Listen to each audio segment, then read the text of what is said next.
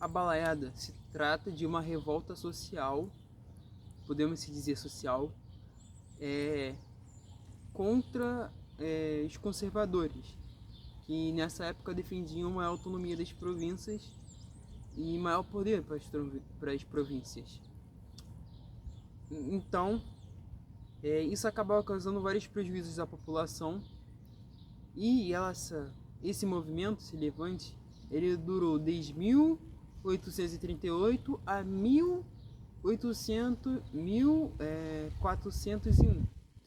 Por conta desse período, houveram muitos desvios nos seus movimentos, no movimento da balaiada. Mas os seus criadores, os seus personagens principais, são três. Um deles é Cara Preta, conhecido como Raimundo, não conhecido como Raimundo Gomes, que adentrou nesse movimento, o criador desse movimento, por conta que seu irmão tinha sido preso, e aí ele achou uma injustiça, foi com seus amigos e tiraram o irmão dele da prisão. Não só o irmão dele, como várias outras pessoas que são acusadas de serem presas, que foram, entre aspas, presas injustamente também. Por conta dessa situação, o Partido Liberal, que é o oposto do Partido Conservador, acabou apoiando esse movimento para que seja uma fronte contra esses países, contra os conservadores. Por conta disso, as pessoas do município de Vale da Manga, do Maranhão, na época, acabaram se tornando mais agressivos contra as pessoas negras, principalmente, e acabaram meio que abusando das duas filhas do outro personagem importante dessa história, que seria o Balaio, conhecido como Manuel Jesus dos Santos. Com esse evento acontecido, o Manuel acaba matando o policial que causou isso e começando e se juntando junto com o Cara Preta, Raimundo Gomes, para que assim eles acabassem confrontando diretamente os responsáveis por esses eventos.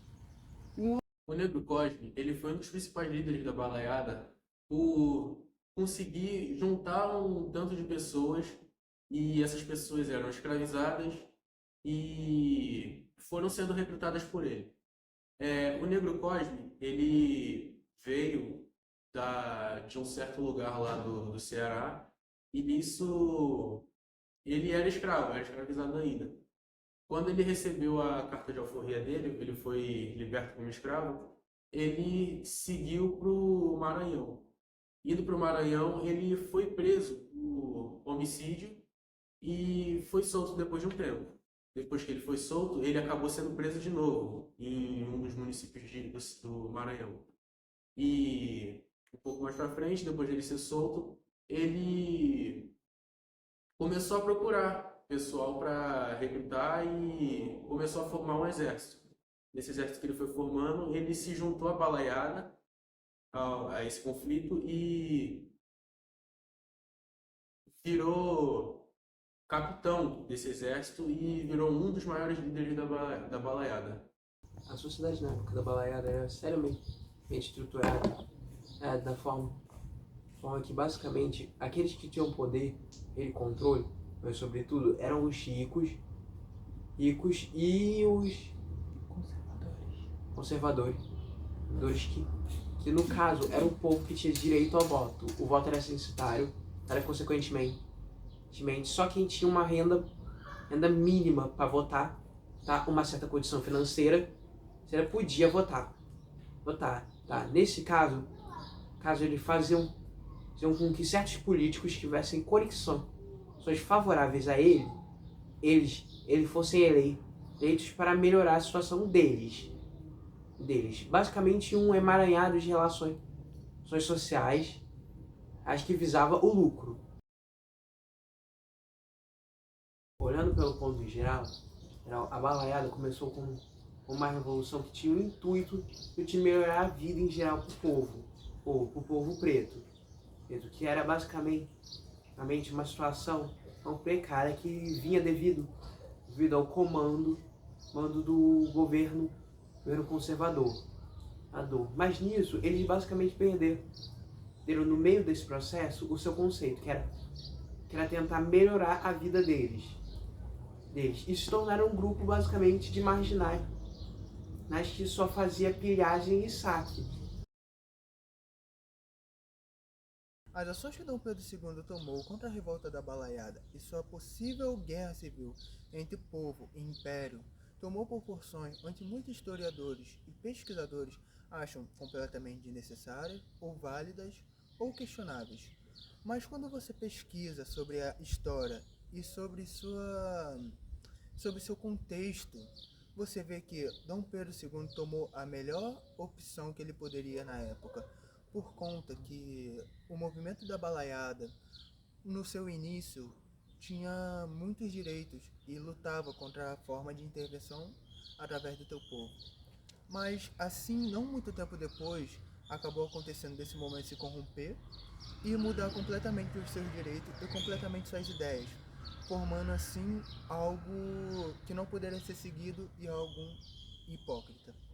Por conta disso, Dom Pedro II teve que mandar seus exércitos, o primeiro exército a ser criado, e ter feito tudo o que foi feito na história, como ela mostra. Nisso, a balaiada no dia de hoje tem se mostrado um exemplo onde tem que ser seguido. No que? A ideia de, se você quiser ter um movimento social pelo povo, você tem que continuar até o final. Porque a balaiada começou como um movimento social, mas logo se tornou hipócrita. Hoje em dia é a mesma coisa. A gente tem que olhar para isso como exemplos a não serem seguidos. Como exemplos que você vê na história que não podem ser seguidos.